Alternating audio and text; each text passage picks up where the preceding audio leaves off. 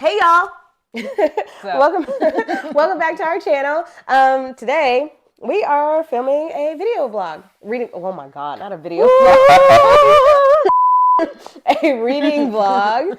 So I've been doing shorter video vlogs, just myself, that are like 10 minutes or less. Like, it's its own separate series. Go check it out. But this one is going to be a little bit longer because Styles and I are doing it together. So I thought it'd be a lot of fun for us to like vlog our buddy reads. And this is the first buddy read of the year. Cassiel Servant, and we are so excited about this. We're geeked. We're actually buddy reading it with our dad too. Cassiel Servant is a retelling of a book that collectively the three of us really love, called Cassiel's Dart. Called Cassiel's Dart, and it's a romantasy. The first romantasy I think I've ever read, honestly, because I didn't even know what the genre was when I read this book. Our dad read it first, then recommended it to me. I read it, then recommended it to Styles. It just basically like made its way through our house. And we loved it. And when I was looking for, so if you watched our other video, when we did the advent calendars, I was looking for books to put on Styles' advent calendar. And I wanted Styles to reread Cassiel's Dart because they haven't finished the series. And I need them to finish the series because the third one is the best. And Styles refuses. So I was like, if I put it on the advent calendar, they will do it because they're kind of a completionist. And and I know this because of the vampire series they read. I just finished book 39.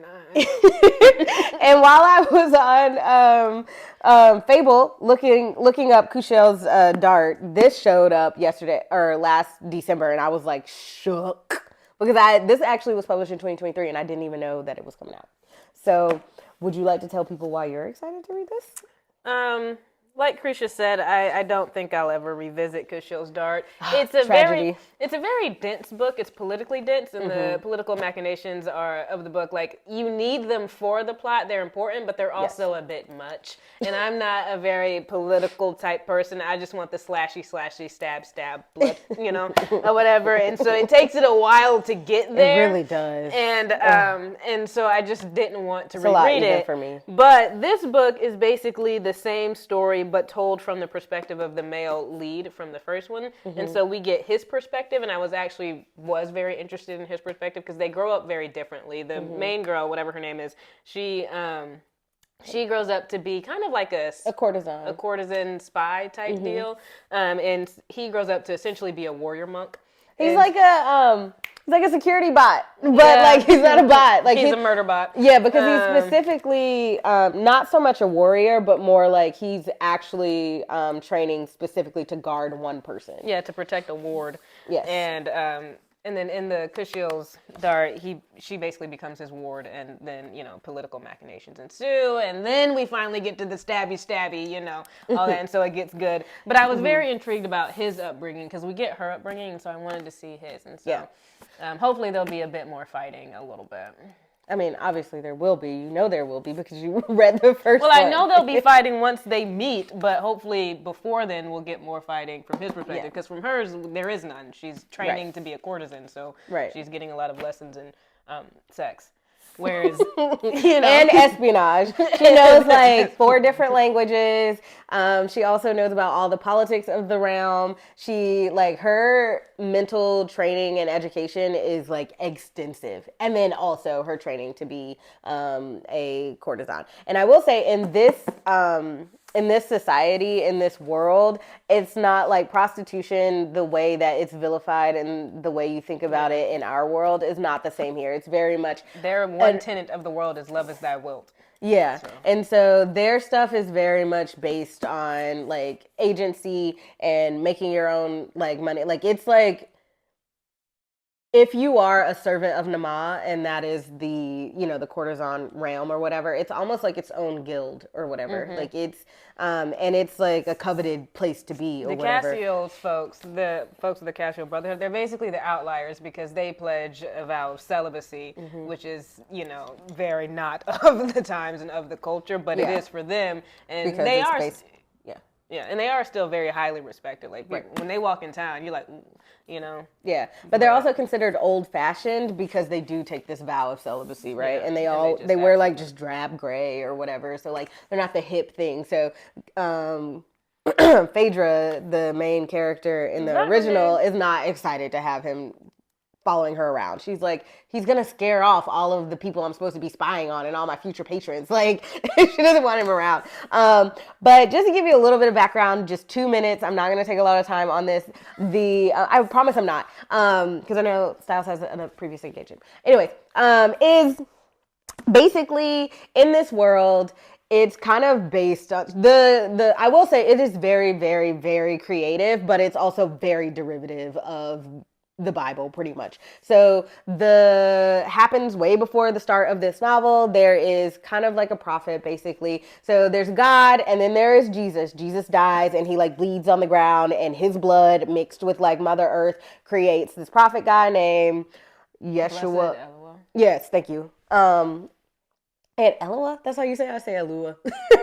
But see, that's what happens when you have fantasy books with freaking made up names. But anyways, he is basically wandering the earth and he's like struggling hardcore because God is like sad that his son died or whatever. And God's he's like grieving turned, Jesus. yeah, he's like turned away from Eloah. And so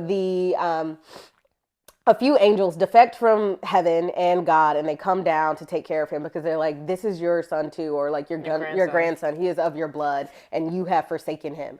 And so they come down and all the different angels do different things. There's 8 of them. And they do different things to protect and take care of Eloah. One of them, Nama, lays with different people. So people who pledge to her service and kind of worship her as highest amongst the different angels will go into her service and become servants of Nama. And so that's what Phaedra does. There's another one, the one who takes the vow of celibacy, that's Cassiel. And so he is considered the perfect companion because he doesn't lay with humans and All make the a other bunch of, angels do. yeah, and have a bunch of kids basically. So people in this realm can literally trace their lineage back to the angels. one of the angels. And which is pretty Eloah neat. himself And- too. yeah.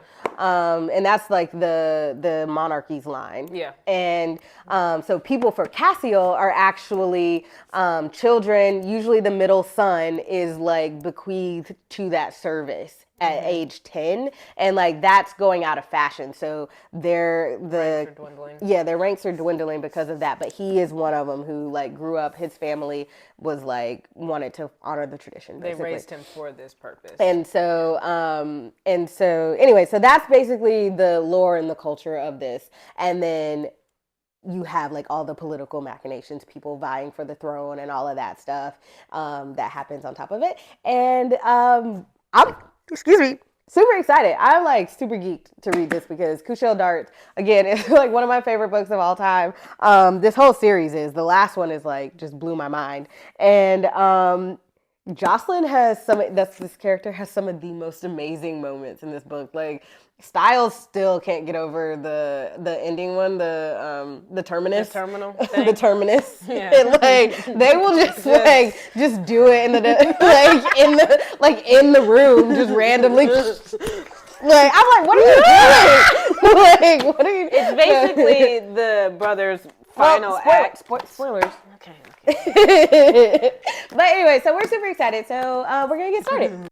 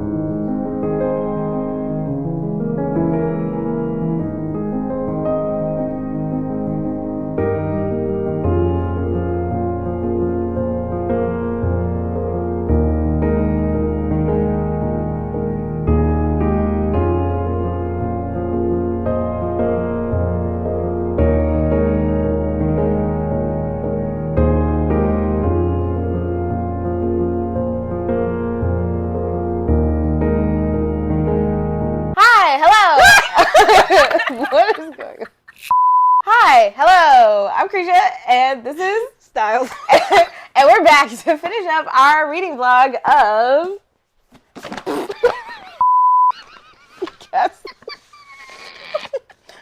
Cassiel's Servant by Jacqueline Carey.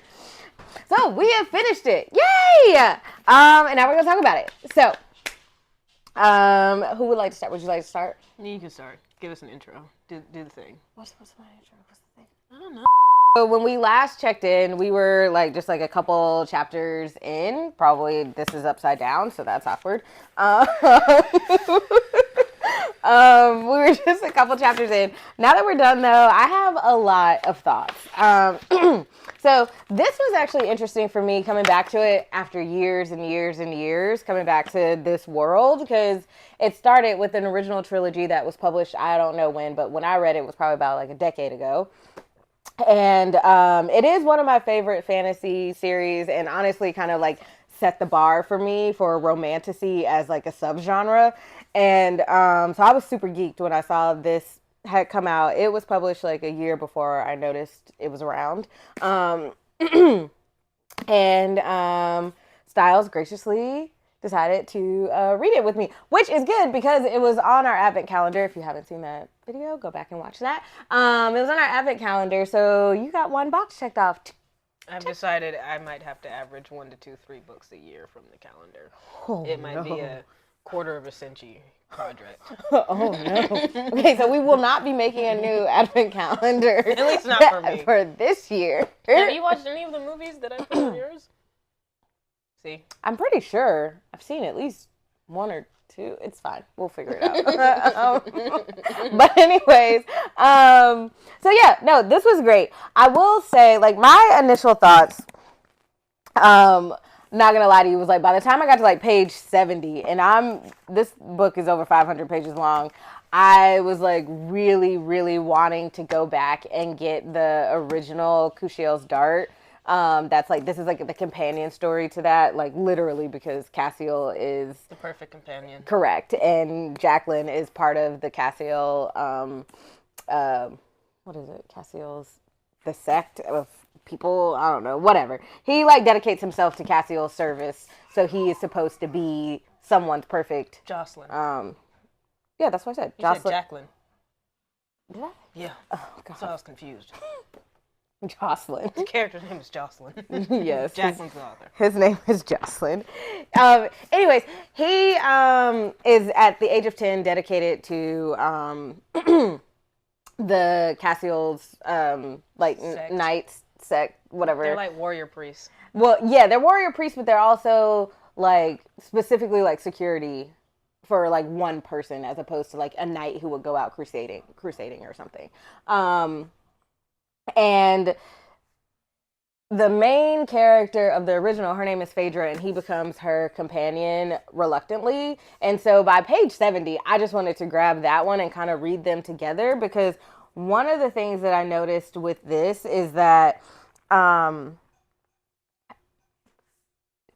think she did a really good job capturing his voice and his point of view. And to be quite frank, he doesn't have a very strong point of view, because he doesn't have any interest in politics and what's going on in the realm. And that is that's the point. Yeah, that's the whole point of it. It's there's so much political intrigue and so many machinations by a bunch of different players in the original trilogy and in the first one, that he doesn't know any of that stuff, and he has no desire to know it. So you're kind of reading it, and there's so many times where it's oh, Phaedra went off and had a conversation of which I have no idea. And I'm just but that's important. And he doesn't ask. He doesn't say yo, what was that about? Not that she would tell him. He operates on a need-to-know basis, okay? Are we in peril or are we not? If we are not in peril, then do what you got to do. And yet, it was all need to know, because everything he didn't know put them in peril. Literally so much of this book was I'm confused and I'm about to die, or I'm confused and we're about to die. I'm confused and she betrayed me. Wait, I'm confused. She didn't betray me. I'm literally bruh. you have got to, like... But also, to his defense, Phaedra is also trained in espionage. She's a spy, so it's not like she's out here spilling the tea willy-nilly. So some things he wouldn't have known, and he wouldn't have even known to ask. Like, sometimes, like, you don't even know what the question is. Right. Like, that needs to be asked. So, right. To his defense, there was some things that... Yeah, there... I mean, I give him in the dark a lot. A little bit, but some of it, he, like, willfully was like... he literally would be like, yeah, some shit went down, and I literally did not care, and I walked off. Like, and then next thing you know, half the family is dead. And he's like, no! And I'm like, dude. So, like, I will say that was a little bit of a problem for me, that I feel like she doubled down on that too much. Like, because there are plenty of books where, like, the main characters don't know anything, but you as the reader know things and are privy to them. So, like, because we'd read the original, and I've reread the original like 3 or 4 times because it's one of my favorite books, I know the plot points and all of that like very well. So I was okay moving through it. But there were so many times where I was like, oh, is this when that thing happened with Phaedra? I don't know, because he just let her walk off into the unknown. I was just like, so that was rough. The other thing that like I struggled with was, again, I don't know, like, and I've said this before because she has, like, series that go after her main trilogy that, like, are either spinoffs or follow that series, like, years later with, like, a secondary character. And to me, they're just not as good. Like, I feel like she poured out, like, every bit of, like, creative energy and juices in that original trilogy, because the third one in that trilogy, like, was a bop. It was so, so good. And then I like that better than the first one, which is crazy because the first one is really good. And I even went back and read the second one after I finished this. And it also was like really good in my memory because it's not as good as 1 and 3. I was like, yeah, that one's okay. But actually, no, it's like amazing. And Phaedra describes his sword battles better than he does. I think that is true. And so, like, a lot of the stuff that I thought would have way more weight and gravitas and be like, oh my God, we're getting, like, this amazing fight scene from the POV of the guy doing the action, that it was going to be amazing, and it kind of wasn't. They were, like, very short descriptions and kind of a lot of, like, when you know your craft really well, you take it for granted. And so, like, he didn't, I don't think, really felt the need to, like, describe everything as richly as she does, because he is the warrior doing it versus her trying to... Yeah, he also said a lot of, like, he didn't even remember exactly what happened in the fight. It was just second nature. Yeah. And while I'll give a human being the benefit of the doubt for doing that, because that's human nature, this is a book character. And you could write the description, you know? Like, you could figure out a way to do that if especially you don't want to... Especially if she's already written it, she could just go back and tweak it. Thank copy, you. Paste, and tweak. Yeah, so I was a little bit, like, disappointed with this, to be honest, even though I did really enjoy it and I like having it as a companion to the other one. But by about page, like, 100, 120, I just grabbed the other one and kind of was, like, reading them in tandem to kind of really flesh out the experience. Because I didn't need all the detail that Phaedra had, because, you know, I can recognize that he's a different person, he has a different perspective, but there was a lot lost that she, I think, as the writer, was just like, well, he wouldn't have known that anyway, so I don't have to worry about it. Where it's like, yeah, but you need to give us something more as the reader, I feel. So those were, like, my main, like, quibbles with it. I had no such problems. I actually very much enjoyed that he didn't give a crap about all the political intrigue, because when I read the first book years ago, all of that was too much for me. I truly did not care. And there was some people, she does a good job of being like mentioning folks and kind of like name dropping some folks that you don't really think are important, or you don't understand the significance of their importance until, like, you know, half the book later, and then all of a sudden they are like the main big bad. And you're like, and I'm just sitting here like, I don't even remember this person's name. I don't know how to pronounce it. I don't even know what's going on. So, like, when I was reading Cassiel's, I was pretty much lost throughout most of it. Like, I could follow major plot points, but all of the political intrigue, because I'm not like a really politically minded person and like all that stuff. Me and Jacqueline, we are kind of kindred spirits. I like to operate on a need to know basis. And so a lot of this stuff I just very much as someone who was reading from Phaedra's perspective and she needed to know all of that, I still was like, this is too much for me. I guess I'm a busybody then. Reading from Jocelyn's perspective, it was very much of like a good reprieve because he does a good job of, since he's telling the story like in the future, like he's like retelling his own or recounting the story. So he does a good job of being like, I later found out that this happened, or I later found out that this is what it meant. So I felt I did a good job of getting the gist of what was going on politically and things like that, and enough where I was able to still keep following through and understanding why the events were happening as they were happening. So I wasn't lost, and I very much enjoyed it a lot better. I wouldn't say I was lost. I just knew there was so much more. No, I was lost in Phaedra's book. In Cassiel's Dark, I was lost. I see. In Cassiel's Servant, it's the same story, different perspective, and I wasn't lost. I think because I did read that one, I kind of had a understanding of what was to happen, but since I read it years ago, and even then when I went to read the second one right after I read the first one, it was maybe like a couple months after, I had still forgotten so much that I was like, crap, I need to go back and read the first one because it's so dense. And then that's why I never finished it. I think I read 2 pages of the second one and didn't want to go back to reread the first one. So I will say the first one, like, honestly, the first like third of it is like, there's so much world building, and the main character starts off as a child, so she also has to like grow up before the really interesting plot things happen, because she's a spy, but she's also a courtesan, so that's like her entryway into being able to find these secrets. And obviously you can't be a courtesan as a kid, so there's a lot of training that goes into that, which is all part of the lore of the novel that we're not going to get into because it's a lot. But there, so I will say that I've recommended that book to a lot of people who I know would actually really, really love it, but it is hard to get through that first part, and you don't have that as much in this one. And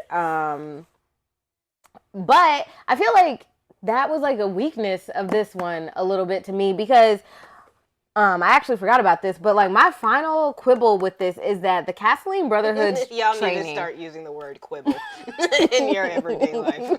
Okay, fine. That's the word of the day. SAT word of the day. Look it up. You know, if Grisha feels like it, she might even put the definition at the bottom. But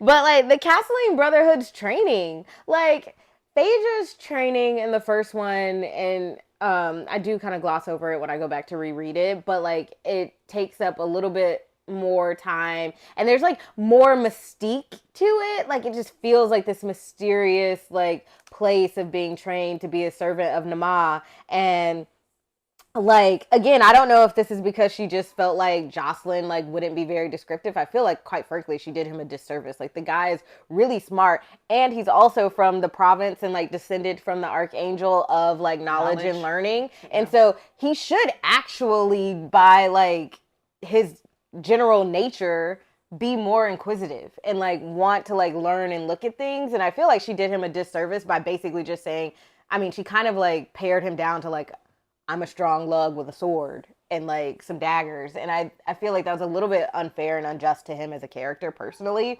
And like, so I don't know if like my expectations were really high or something, but like his training sequence and everything was a little underwhelming. It was like, oh, they taught us the footwork. We told the clock or whatever. Yeah, we tell the hours, which is like how they go basically in a circle in different footwork, moving through different forms. Yeah.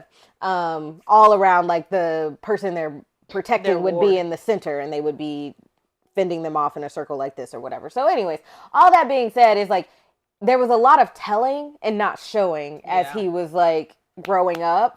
And I feel like there was so much lost there. Because, I mean, each of the different servant castes or whatever you want to call them, Namas and Cassiels, are like, you're led to believe as the reader that they're full of like history and pageantry even. Like, just there's more to it. And like she just kind of told us like, oh yeah, we did this. Oh yeah, we did this, and didn't actually show it. I wonder if that's like not to like fault the author or anything, but Yeah. more so just like her own knowledge base of like fighting forms versus like trying to look up, how to be a sexual servant essentially versus like actual fighting and just like the lack of knowledge there. And so that was like she's invented this new kind of fighting style almost that's unique to this character and this brotherhood, but then like maybe she's not a martial artist herself, so she has no idea really how to describe it. And in that case, I would fault her because first of all, like, you made this. Like, you made it up. So you can do whatever you want. Like make it as intricate or as detailed as you want because it's not real.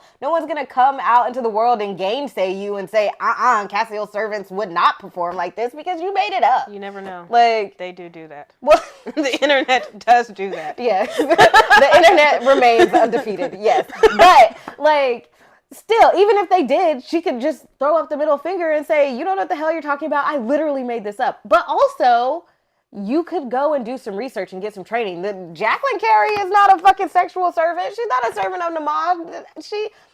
She makes it up. And so, I don't know. I just feel like maybe there was just like a lack of like effort and attention put into this compared to that other one that she wrote decades ago. And it was, to my knowledge, her debut novel. So you spend your time like thinking about this world and quite frankly fantasizing about it. So like, yeah, that first one probably did take a lot out of her because she'd been planning it for years and years and years, I assume. And this one, not so much. And yet you've written in this world and you've written Jocelyn so much to just not give us what we wanted out of it feels like like just why? Like, I know she could do better because she has. Like, again, that first trilogy is like peak. Even her weakest one that I thought was like a 3-star, I elevated it to a 4-star after rereading it. So like, I know it can be done, and I feel like she just was like tired. Well, then why do it? And nobody asked for this. Well, we were happy to have it, but nobody was like, give me it to me. So I don't know. Anyways, that I did that. Like that was rough for me. But go ahead. I think we're using the word quibble. My only quibble is, again, what you said, since I am a very action-oriented person, I did want more from the fight scenes because I was like, this is his main job. This is his one job, is to fight. And I was intrigued and excited about them, but it did make me want to go back and then look at them from Phaedra's perspective to see if she described them in better detail. But I didn't have the book at the time, so I didn't. And even if I did, I wasn't going to go back and do that. Absolutely not. But you might have done it once just to... Maybe when I first had the thought, and then I would have looked and saw it across my living room, and then wouldn't have gotten up. So like I know myself, I'm not doing that. But yeah, I think that is the only thing that I felt was lacking, and I wanted more of. And I was excited at the very end. I don't want to. Well, spoiler alert. At the very end, when he's no, the terminus was fine. When he's defending his brother and his dad, and he's shouting for rule, and then he does the superhero landing and like takes out that was very exciting, and I did want to see the rest of that fight scene in detail. But it didn't. She just was like, it's over. It's like, oh, I saved my brother. He laughed at me. It was like, it wasn't over. His brother was like, Jocelyn? And he was like, and Cassiel's name, brother. And then like turns back to the fight, and then chapter ends. Yeah, it was literally like fade to black. No! Yeah. That. Yeah. And I feel like that happened all the time in this novel, which was like really frustrating to me. I was just like, God damn it. I was like, we might as well have just got it from Phaedra's perspective when she saw him jump over the ledge to save his brother, and then it faded to black because she couldn't see the battle. Yeah. It was like the same thing. And so like that's where I felt like maybe it was just like a little bit, like, I hate to say it, but like just felt like some lazy writing. Like she just didn't feel like... I think she did a good job of doing the adrenaline takes over and the mind isn't really as present because life or death or whatever, and protecting the ward, and like his desperation to protect Phaedra because he's in love with her. I think she did a good job of doing that, but she used it way too many times. Yeah, but even then, I feel like if you compare it to like Rage of Dragons, that dude is always in like a feral like state of just like adrenaline and whatever, and his fight scenes are like chef's kiss. Like the fight choreography and those are like amazing. Like you read those and you're like heart pounding, like holy crap, what's going on? It's my favorite book of all time. And and yet like so like it, and so I just feel like she like relied on some very convenient crutches that really I think diminished my enjoyment of the book. which again is just like really sad and like really kind of sucks. Why am I looking at the ceiling? But it's just like really sad and really kind of sucks because I know what she could do, and like I'm literally going back to Cassiel's dart to see fight scenes that should have been described in much more richness and detail in this book. Because he knows exactly what he's describing because he's has been trained for 20 years to do it. Exactly. But that was my only quibble with the book. I did have some fun with it. Like there were a lot of pages where like I like highlighted things or just like, I mean, it was not a bad book. It was like worth reading. Like I'd probably give it, I think I gave it 4 stars for nostalgia purposes, but it's probably for me like a 3-star read, which is like fine. Like I don't want my money back, but I might not revisit it type of thing. Like we'll see. But there were so many moments where I was kind of laughing. I was just like, oh, poor Jacqueline. So many so that like I started tallying them at one point. I didn't finish. I think there were like 10 moments in the book where I just kind of shut it and was like, oh, poor Jacqueline. Like, because they be putting him through it. Part of it is because he just has no idea what's going on. So just so many things happen to him. And you're just like, oh, this poor guy. Like, damn. And like, by the time you get towards the end where like he really kind of understands like his feelings for Phaedra and how she's still a courtesan and how she knows other people and loves other people like Hyacinth and stuff like that, where he kind of just, has like accepted those parts of her.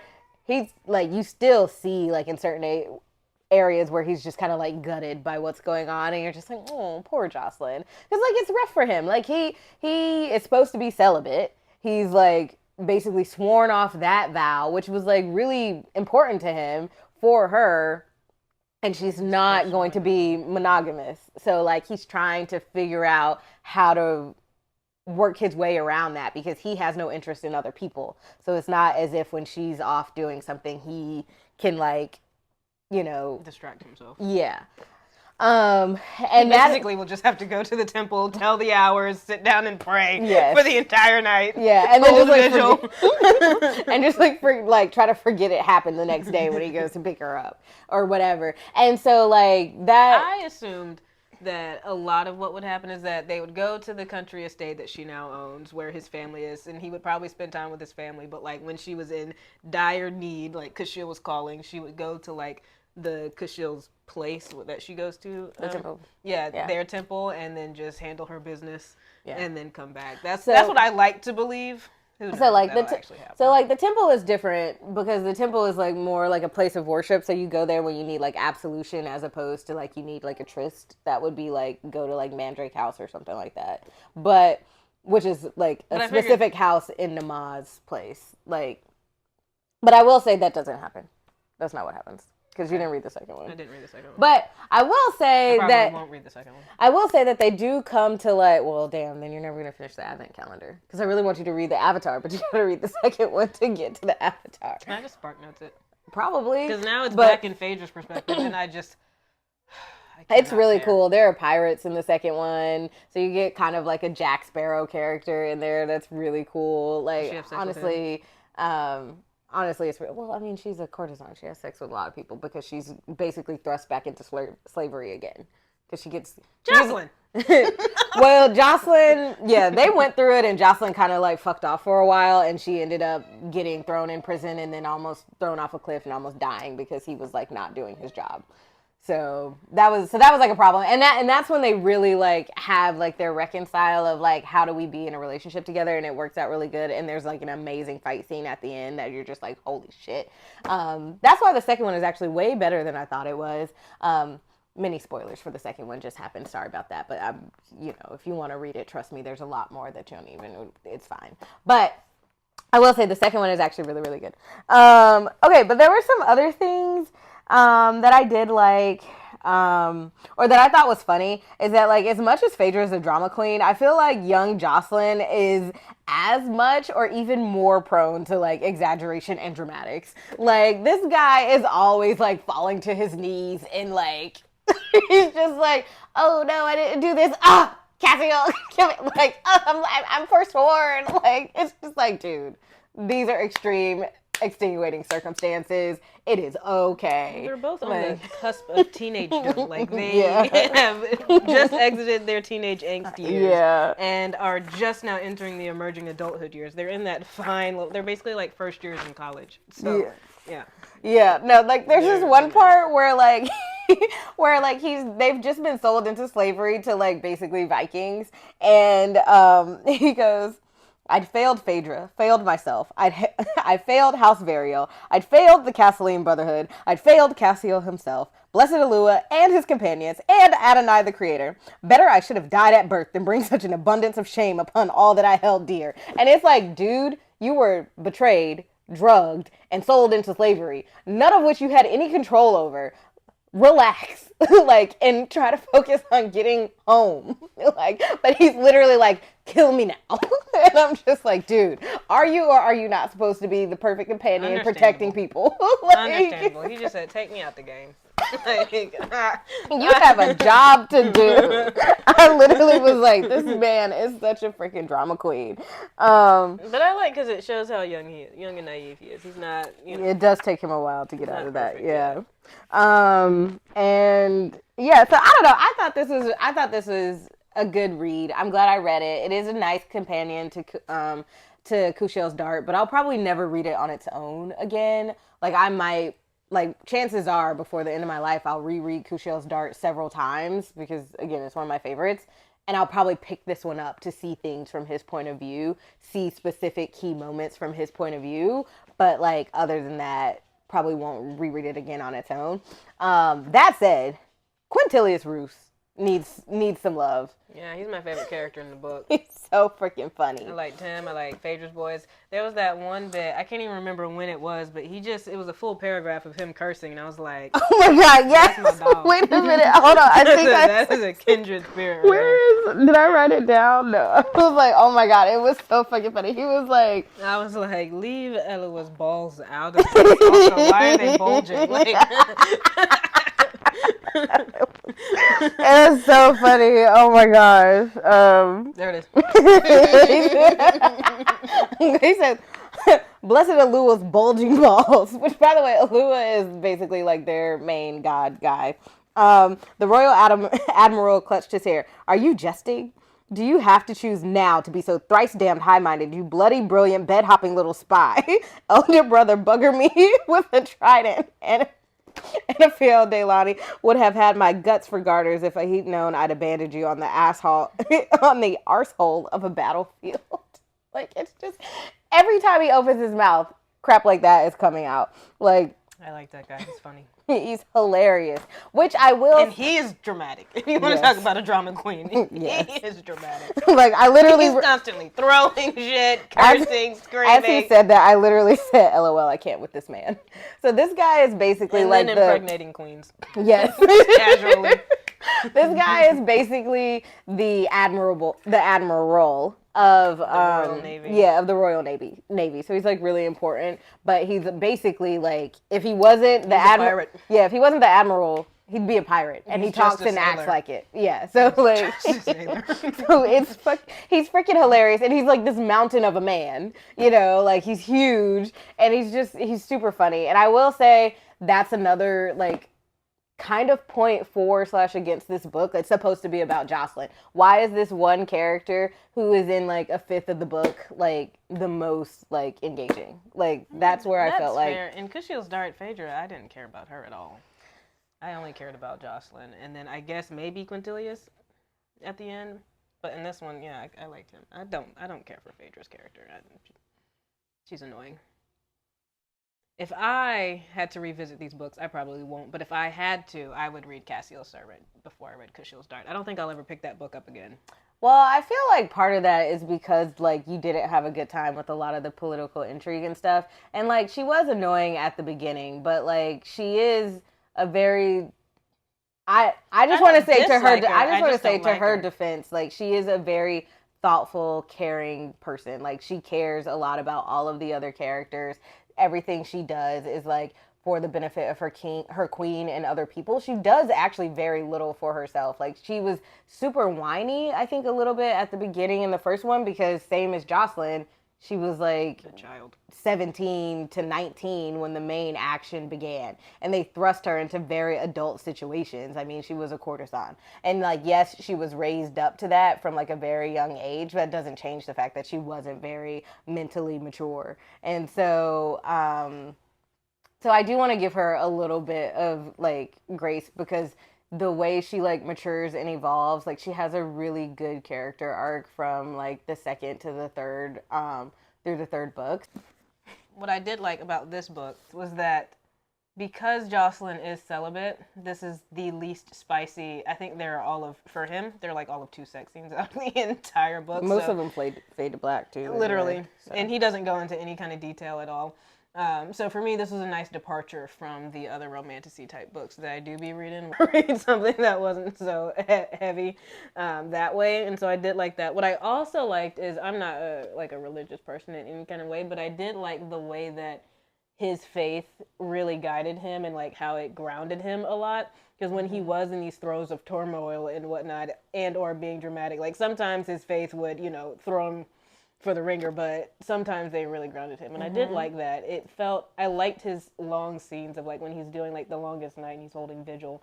I like to see how he centers himself, and how even when he's like, forswearing oaths that he's like sworn forever or whatever, and he's like breaking those vows, how he's still guided by Cassiel's light the entire time. And this is one of those stories where like, unlike, IRL, where religion for me is like a made up concept, here the religious figures are like actual real people that people can trace their lineage back to. Well, and they actually have powers. And like, they have powers. Magic and they come does through. kind of come in a little bit. It kind of reminds me of Percy Jackson, where like the gods are just real, they exist. And so for me, I think that was easier because it wasn't like this abstract concept. It was like a real thing. So when he says like, oh, I feel Cassiel's fire, like one of my favorite quotes, because I know your favorite quote in there was his, like, in Cassiel's name, I protect and serve or something. My favorite quote was anytime he had to draw his sword and he would just say, use me, like pray to Cassiel, just say, use me. And then like it felt like Cassiel's spirit was like overtaking him or granting him the power to do what needed to be done. I thought that was really cool and a really neat take on it. So that's what I enjoyed, which is crazy because, like I said, I'm not a religious person. I usually would, and I think in Cassiel's Dart and Phaedra's book, I think I didn't skip over those parts, but I was just like, okay, it is what it is. But for him, it was neat. 3 stars for me, 3 or 4, depending on how nostalgic I'm feeling, but probably, let's be real, it was more like a 3-star read. I think there was a lot left on the table for Jocelyn's story that Jacqueline really could have pulled out that she didn't, which kind of dropped it down for me. But like just having a good time for nostalgia's sake, that like brought it back up again, especially when I read it with Cassiel's Dart at the same time. It really like elevated the experience to get both of their perspectives. So yeah, well, that's it for this vlog, and we'll see you next time in the Horde.